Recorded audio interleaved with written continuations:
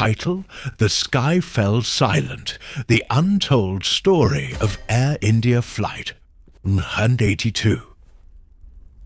The morning of June 23, 1985 dawned with clear skies over the Atlantic as Air India Flight 182 cruised peacefully at 31,000 feet. On board the Boeing 747-237B, christened Emperor Kanishka, 329 passengers and crew members went about their routines, some sleeping, others reading, many dreaming of reunions awaiting them in Delhi. Below in the operations centre at Toronto's Pearson Airport, a young baggage handler named David noted an anomaly that would haunt him for decades. One piece of luggage had been checked through to London without its owner boarding the connecting flight from Vancouver. Deep in the forests of British Columbia months earlier, a group of men had conducted strange experiments that nearby residents reported to authorities. These were members of the Baba Khalsa, a Sikh separatist group enraged by the Indian government's storming of the Golden Temple. Their leader, Talwinder Singh Parmar, had vowed revenge against Air India, the national carrier. The RCMP and CSIS had fragments of information, an informant's tip about bomb tests, intercepted phone calls discussing a big event, but the dots remained unconnected. At 8:13 a.m. GMT, a thunderous explosion ripped through the forward cargo hold of Flight 182. The blast tore the massive aircraft apart like tissue paper, sending jagged metal fragments and human remains raining down into the cold Atlantic waters 120 miles southwest of Ireland. In the cockpit, Captain Hanse Singh Narendra's last action was reaching for the Mayday switch as the plane disintegrated around him. The destruction was so complete that search crews initially found only floating debris: a child's stuffed toy, a wedding photograph, a single intact life jacket. The recovery operation became an international effort, with Irish naval ships working alongside Canadian investigators.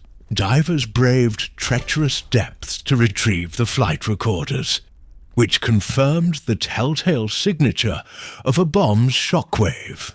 Forensic analysis revealed the explosive had been hidden in a Sanyo stereo tuner, placed in luggage that transferred from Canadian Pacific Flight 60 in Vancouver.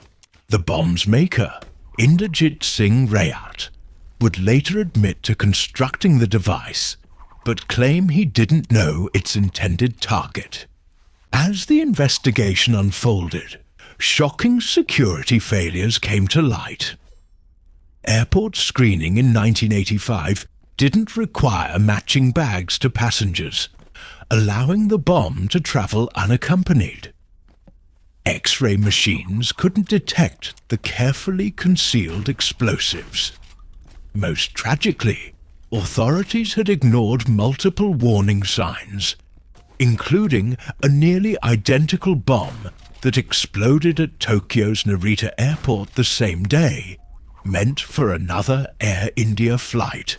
The legal proceedings that followed became Canada's longest and most expensive trial. After 20 years and $130 million, only Rayat was convicted. Key suspects walked free amid allegations of bungled evidence and witness intimidation. Families of victims, including 86 children, felt justice had been denied. A 2010 public inquiry finally laid bare the systemic failures that allowed the attack to succeed. From this tragedy emerged the modern aviation security apparatus we know today. Passenger bag matching became mandatory worldwide. Explosive detection technology advanced dramatically. Intelligence agencies established protocols for sharing terrorism warnings. Every time a security agent asks, "Did you pack your bags yourself?"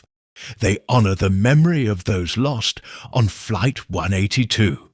Memorials now stand in Toronto, Ottawa, and the Irish coastal town of Ahakista, where waves still occasionally wash up fragments of the doomed aircraft.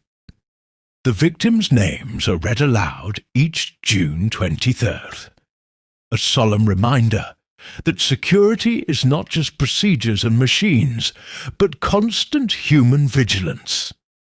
The bombing of Air India Flight 182 remains Canada's worst mass murder, a tragedy that exposed how hatred abroad can strike at home, and how easily systems designed to protect us can fail when we need them most.